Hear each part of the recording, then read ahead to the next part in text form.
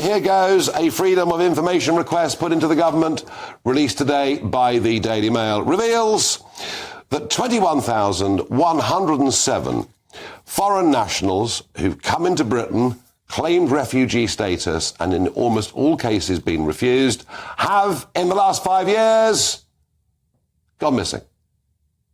Gone missing. Gone. Gone. Where are they?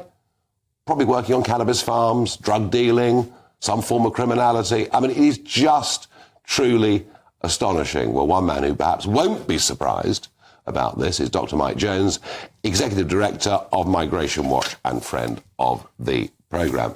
Are even you surprised by these numbers? No, not at all.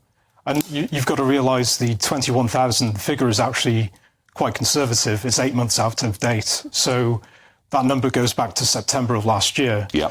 So the real number is probably closer to 30,000, maybe even more. So you're saying that the rate at which people are absconding is going up? Of course. I mean, again, we know the Home Office has lost contact with around 5,700 asylum seekers who are earmarked to be returned to Rwanda. They're only in contact with around 38% of those earmarked to be deported. So, again, this comes as no surprise. I mean, the root cause of the issue is this. It's very difficult to deport people. Asylum claims go through a merry-go-round of appeals. If you can't deport people, detention centres become full. If the detention centres become full, asylum seekers then have to live amongst the general population. And, you know... They're gone. Now, they're talking, sort of moving on a bit from this, but similar theme, they're talking now about those that are earmarked for Rwanda being put into detention. Is that actually happening? Well, to some extent, yes, but there's very little capacity in the detention centres at the moment. So detention capacity can, vary. About 3,000, I think, is something like that. Yeah, I mean, at its lowest, it's below 2,000. It's sort of around 3,500 at the moment. But it's going to be very difficult to get those people into the detention centres at speed and at scale. Well, we've been told that by July there will be planes taking off for Rwanda, that the legislation says we can ignore Articles 2 and 3 of the Human Rights Act. And the Prime Minister, not for the first time, but the Prime Minister actually appears to be quite bullish on this issue. What say Migration Watch? Well, only one person has returned to Rwanda so far, and that was voluntary. And we gave him $3,000. And yeah, he received a cool $3,000 for doing so. So the scheme is not yet operational. And yes, they've disapplied elements of the Human Rights Act through the Safety of Rwanda Act itself, but they haven't disapplied Section 4, which potentially allows more appeals to the High Courts.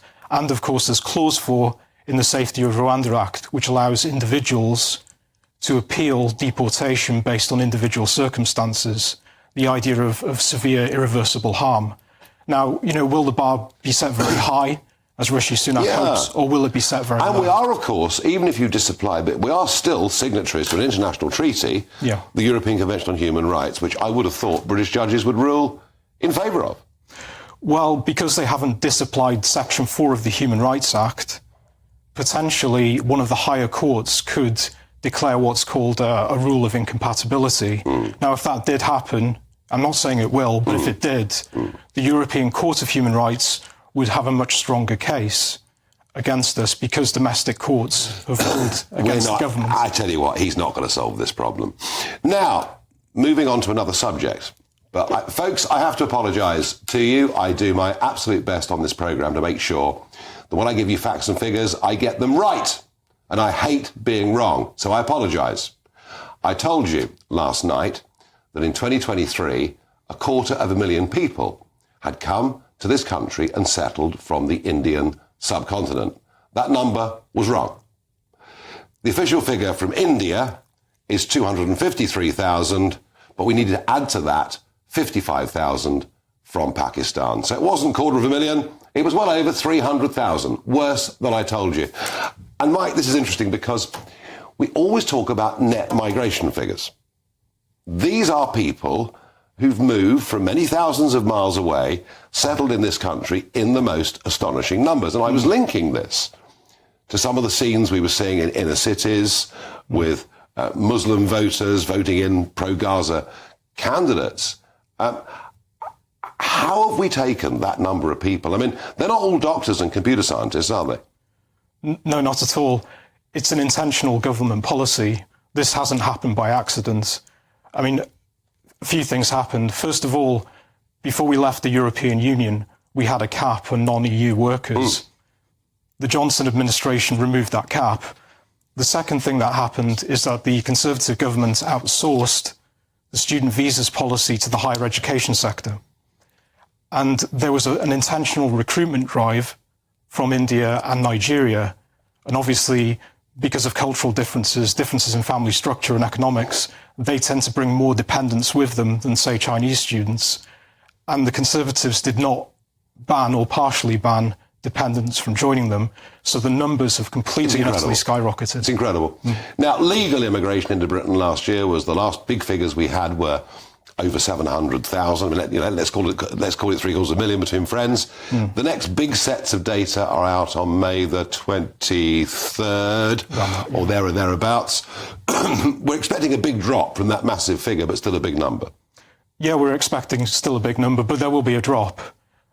Simply because, Suella Braverman, and this was continued by James Cleverly, have partially banned dependents from joining postgraduate students. Why they were ever coming in the first place is beyond me, but sorry, go on. Yeah, they've banned dependents from joining care workers. So this is low-hanging fruit, so we should expect the numbers to drop.